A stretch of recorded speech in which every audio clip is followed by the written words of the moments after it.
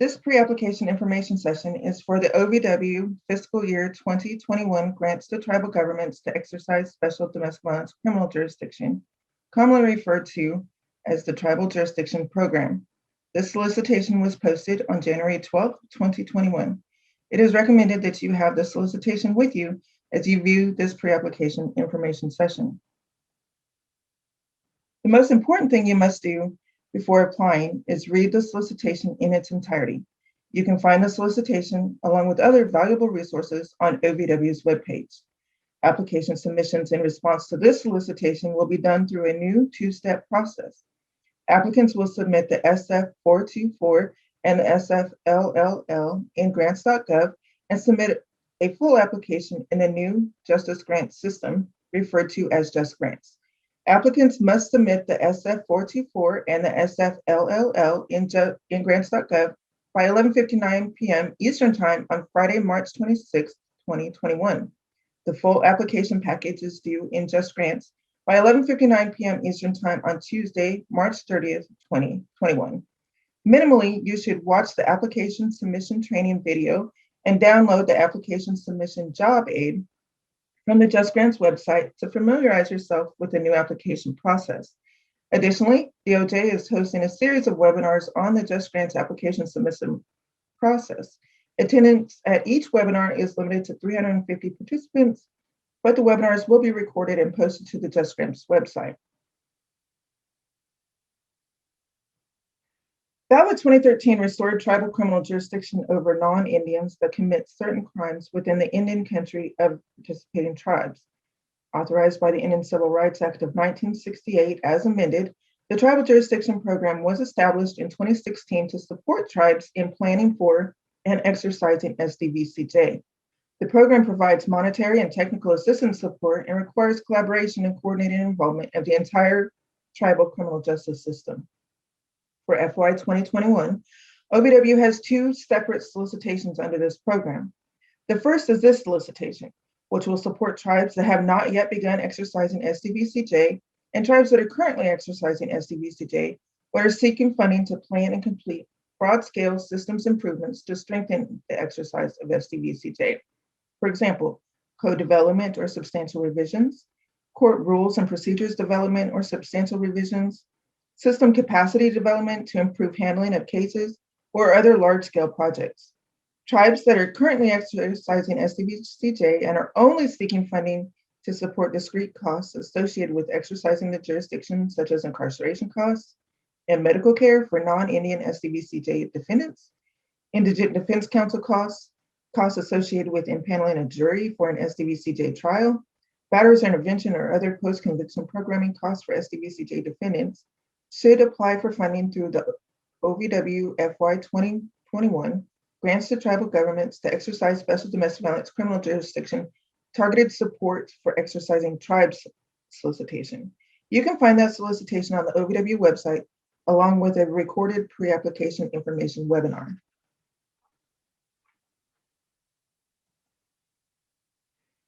The OVW Tribal Jurisdiction Program has 4 statutory purpose areas. Proposals must focus on one or more of these purpose areas.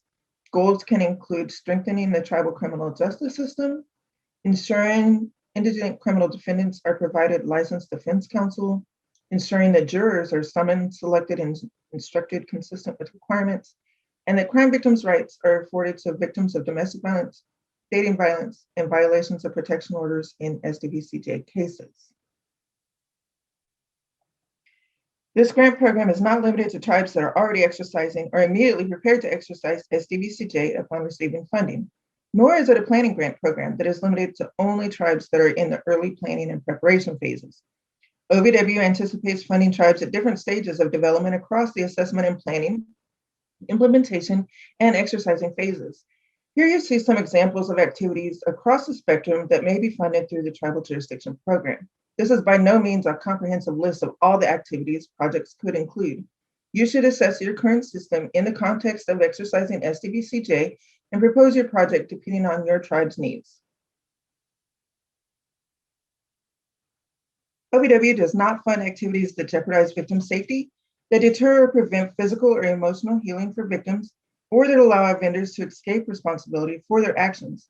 Applications that propose any such activities may receive a deduction in points during the review process or may be eliminated from consideration entirely.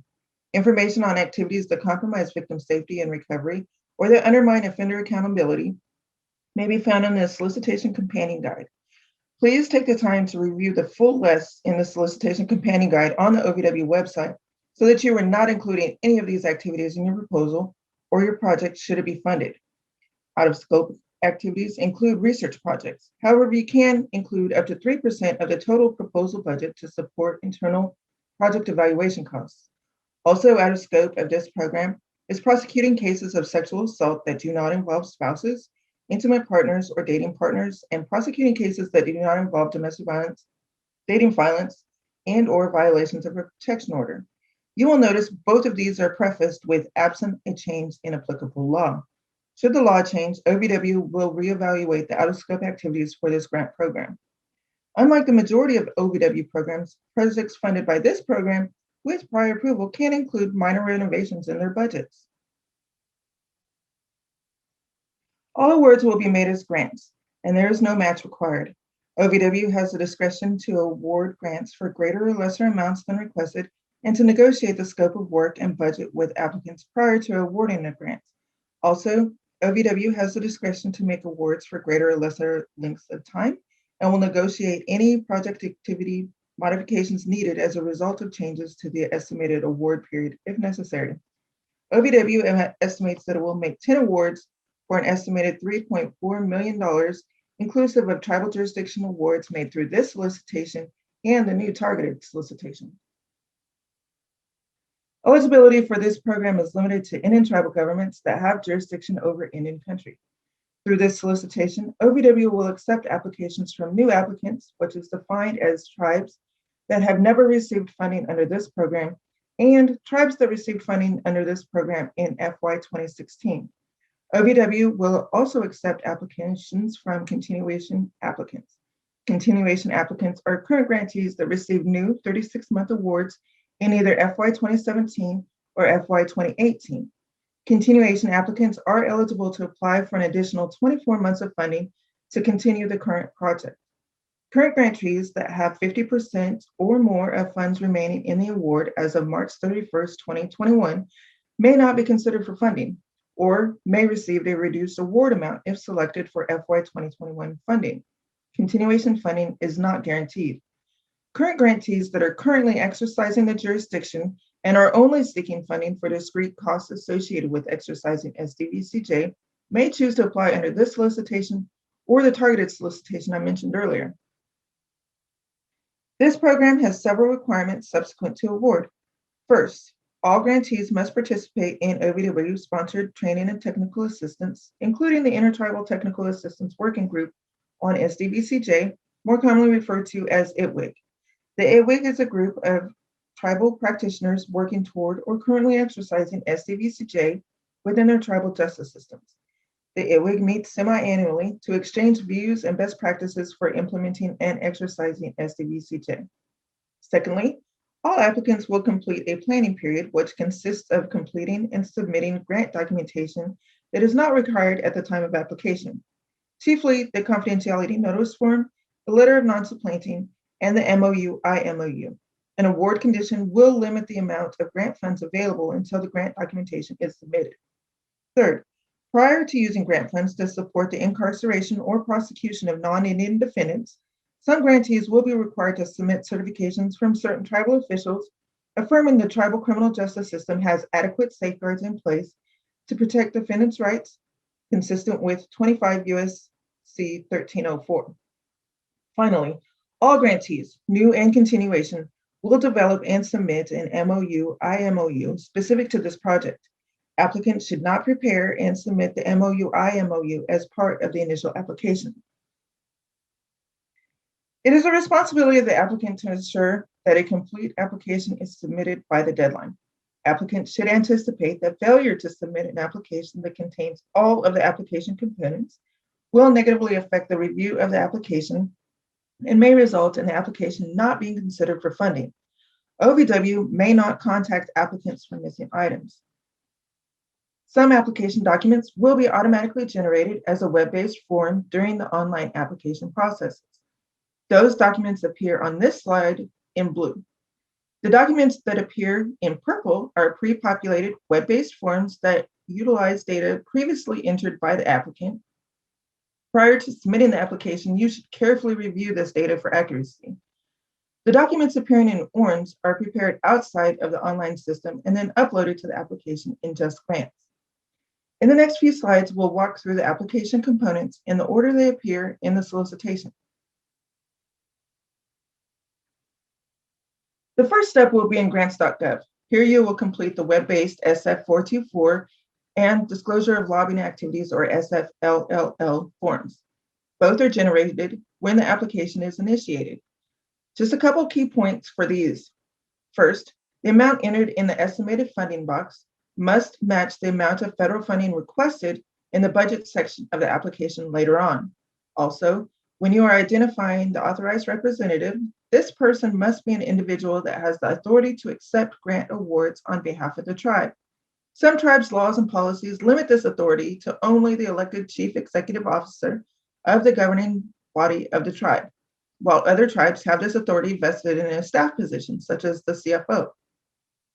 Just make sure whomever you put as the authorized representative has the legal authority under your tribal organizational structure to accept the award if one is made. The grants.gov SF424 and Disclosure of Lobbying Activities must be submitted no later than Friday, March 26, 2021 at 11:59 p.m. Eastern Time. To be clear, there will be a submit button in grants.gov for these two web-based forms that applicants must select to initiate the application in JustGrants. After submitting these two forms in grants.gov, the applicant will receive an email notification to complete the rest of the application over in JustGrants. The communication between grants.gov, JustGrants, and the applicant is not immediate. It can take 24 hours or more for grants.gov to communicate to JustGrants, so applicants should not expect an immediate email in their inbox. If the applicant is a new user in JustGrants, the email will include instructions on how to register with JustGrants. To continue with the application process, you will follow the instructions in the email. Once logged into JustGrants, the JustGrants 424 and the General Agency Information web-based forms will be pre-populated based on the information you entered in grants.gov. You will need to confirm the information that transferred over from grants.gov is accurate prior to proceeding through the remainder of the application. The proposal abstract is worth up to 5 points of the total application score. Formerly, this was a separate attachment that was added to the application. Now that we're in JustGrants, the abstract is entered into a text field within the web-based application. There is a template language for the abstract provided in the solicitation. Simply replace the text between the carets with your information, then copy-paste in the text field in JustGrants, and that piece is done. Before we get into the meat of the proposal, a few tips. All documents that will be uploaded must be in Microsoft Word, PDF, or text document format. Use a descriptive file name when you are saving the document, such as narrative_xyztribe.pdf. Please do not combine multiple application components into one file. For example, you wouldn't combine the narrative, the pre-award risk assessment, and the document demonstrating authority to apply into one attachment because they may be uploaded into different sections during the JustGrants application process. Finally, pay attention to the technical requirements on page 13 of the solicitation. Failure to do so can result in points being deducted from your application score and could be the difference between receiving funding and not. Any tables or charts included in the application do not have to be double-spaced or 12-point font. However, you must make sure that the font size is not so small that it is illegible for the peer reviewers. The proposal narrative is worth 75 points total. Use the headers and the section titles provided. Respond to each item in the section it appears, even if you feel like you have answered the same question elsewhere in the application. You should address each of the bullets listed. If something does not apply to you or you do not have the data requested, state that and provide an explanation. When discussing the extent of the problem to be addressed, use local data and anecdotal evidence when available. The peer reviewers are subject matter experts and are very familiar with what the national statistics say about domestic violence in tribal communities. What they don't know is what's happening in your community. Tell your story, paint your picture. And now we'll walk through each piece of the proposal narrative. The initial assessment is worth 30 points. This is where you will describe your community and provide an assessment of your tribal justice system and community in the context of preparedness to plan, implement, and exercise SDVCJ. Demonstrate that you clearly understand what the needs of your justice system and community are to plan for and exercise SDVCJ. What are the strengths and resources you will build upon? What are the remaining challenges and needs to cross the threshold to exercising? If your tribe is already exercising the jurisdiction, what challenges or needs is the tribe facing in sustaining or strengthening your efforts in this area? The what will be done section is worth 35 points. This is the meat of the proposal. A table or chart format to present the goals and objectives and timeline is acceptable. The project goals and objectives must be easily linked to one or more of the purpose areas under the program scope, as well as the gaps or needs identified in the previous section. The who will implement section is worth 10 points. In this section, you will demonstrate capacity and expertise of project staff and MOU, IMOU partners that will ensure the successful implementation of the project. Required project partners are a tribal leader, tribal judge, prosecutor, your general counsel or tribal attorney, law enforcement, and a victim service provider. If available, please attach job descriptions for any positions that will be created by or paid for with grant funds. This includes regular, contract, and consultant positions. Job descriptions should be combined into one file and uploaded as a supporting attachment and will not be counted toward the 20-page total for the project narrative. The budget worksheet and budget narrative is worth 15 points. It will be submitted as a web-based form in JustGrants. It is not a separate attachment, and applicants should not upload a separate budget document. The line item description, the cost calculations, and narrative will be entered into the budget form within JustGrants. New applicants can budget up to $450,000 for the entire 36 months, not per year. The budget must include $30,000 in the travel category for OVW TTA. That's $30,000 for the entire 36 months, not per year. Continuation applicants can budget up to $300,000 for a 24-month project and must include $15,000 in the travel category for OVW TTA. That's $300,000 for the entire 24 months, not per year, and $15,000 for travel for the entire 24 months, not per year. Applicants can include up to 20% of the total requested budget for medical care costs of incarcerated SDVCJ defendants. Applicants should include funds or describe other resources available to ensure accessibility to grant-funded services for individuals with disabilities, deaf or hard of hearing individuals, and persons with limited English proficiency. The next couple of slides, we're going to focus on aspects of your application that relate to the documents that our financial team, the Grants Financial Management Division, GFMD, reviews. More specifically, we'll discuss some items that GFMD has identified from prior year applications that could help with expediting the review process. So for today, we're going to highlight certain aspects of the pre-award risk assessment and provide you a link to a detailed webinar on how to develop the budget that will be included in your application. The first things we'll highlight is of the items identified in the data requested with application sheet, which is completed by all applicants, specifically the single audit response. OVW requests that all applicants provide a statement as to whether they have expended $750,000 or more in federal funds during their last fiscal year. If they have, then they indicate that and also specify the end date of their last fiscal year. However, GFMD is finding that applicants do not always include this information and leave out whether or not they have met the threshold or the end date of the last fiscal year. Please ensure this question is answered in its entirety on the data requested within application sheet. The next item we'd like to discuss are the financial accounting practices, which assist GFMD during their pre-award risk assessment review for all applications. Each applicant must prepare a response to all 11 questions, and each question has multiple parts.